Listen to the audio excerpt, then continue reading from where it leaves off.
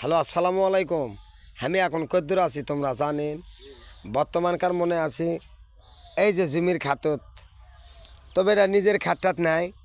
তবে এই মাত্রই আলাম আক্কেলপুর থানা, জেলা জয়পুরহাট, গোপীনাথের মেলা, 4 নাম্বার ওয়ার্ডে আমার বাসা। আমার নাম এসকে রায়হান ভাই।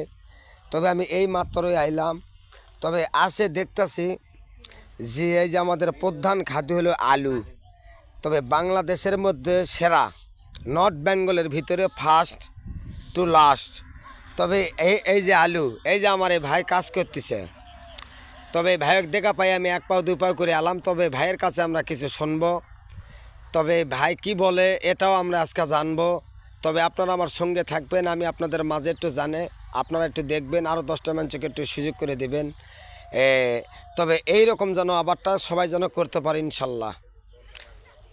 বলেন তো ভাই কিছু। ইউসুফ ভাই, আপনার নাম কি ইউসুফ না? হ্যাঁ, ইউসুফ। সালাম। ওয়ালাইকুম আসসালাম। বলেন এই আলুটা যে লাগাছেন, এই আলুটা কিরকম হয়? এই আলুটা ফলন ভালো হয়। বর্তমানে এই সাইডে ম্যাজিক লাগাইছি, ওই সাইডে গেনলা, পাশাপাশি আলুর ভিতরে আমাদের পটল লাগানো আছে। এগুলো মনে করেন যে আবার আলু তুলে ওই বান্দা দিতে হবে। তাই এখন আলু বানতেছি, সার খাবার দিছি, 3 ফিট দেওয়া আছে, বিভিন্ন ক্যালসিয়াম দেওয়া আছে, পোকার জন্য ওষুধ দেওয়া আছে। আবার ওই মাথার থেকে ছেঁচতেছি, আলুর ফলন আশা করা যায় ভালো হবে। তবে যাই হোক, আমি দেখতেছি আমার এই ভাই কিছু বললো। তবে মানুষের যেমন আত্মার একটা খোরাক আছে, এরকম আলুর একটা খোরাক আছে, তাই আছে না? তবে ওই রকমই যেমন মানুষের একটা শরীরের একটা পুষ্টির দরকার আছে, এরকম আলুর একটা পুষ্টির দরকার আছে। সেটা আমার ওই ছোট ভাই বললো আপনাদের মাঝে। তবে আসলে জমিটা কিন্তু সেই রকম। এই যে দেখো, এই যে জমিটা কিন্তু বিশাল বড়। তবে এখনো পর্যন্ত তবে আমি আপনাদের মাঝে এটাও দেখাচ্ছি। তবে আক্কেলপুর থানা, খেতলাল থানার লোক, তোমার ধরো করো দুপচাচা থানার লোক, ওই যে বুড়িগঞ্জ, এসব জায়গায় কিন্তু আমাদের আলুর মধ্যে আসলে অরিজিনাল বিখ্যাত। তবে এনারা আসলে আলু এখান থেকে অল ডিস্ট্রিক্টে যায়। তবে সর্বপ্রথম আগে আলু সব দেখা যায়, আমিও জানি যে সর্বপ্রথম আগে আলু, নতুন আলু সৃষ্টি হবে আমাদের আক্কেলপুর থানায় থেকে। তবে এটা আপনাদের কাছে আমার অসংখ্য ধন্যবাদ। তবে অন্তপক্ষে ভিডিওটা অন্তপক্ষে শেয়ার করে দেবেন, আরও যেন 10টা লোক শুনতে পারে। তবে আমার ইউসুফ ভাই কিন্তু খুব কৃষক একটা মানুষ। এরই ফাঁজে আমি তার মাঝে কাম ক্ষতি করে 2টা কথা শুনতেছি।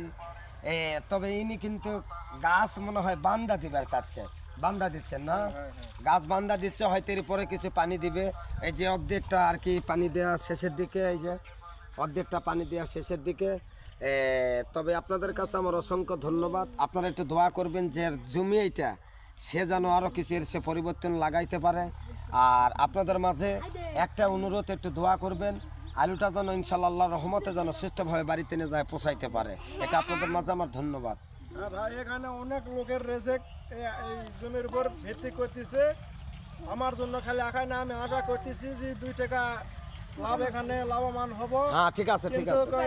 বিভিন্ন বাইরের লোকের কারণ জন্য এখানে আলু লাগাচ্ছি। সকলের রেজেক এখানে আছে। ধন্যবাদ, ধন্যবাদ। ছোটো ভাইকে আমার অসংখ্য ধন্যবাদ। তবে ছোটো ভাই আসলেই কিন্তু বাস্তবজনক কথা বলছে। কিন্তু মাছ মাংস যেটাই রান্ধেন, কথা মনে রাখবেন, যেমন ভাতের একটা চালের দরকার, এরকম আলুর দরকার আছে বাড়ির। তো এইরকম আলু ছাড়া কোনো তরকারি ভালোই লাগবে না। তাই তোমাদের কাছে অনুরোধ, ভিডিওটা অতিরিক্ত শেয়ার করে দেবেন। তবে ধন্যবাদ তোমাদেরকে, অসংখ্য ধন্যবাদ।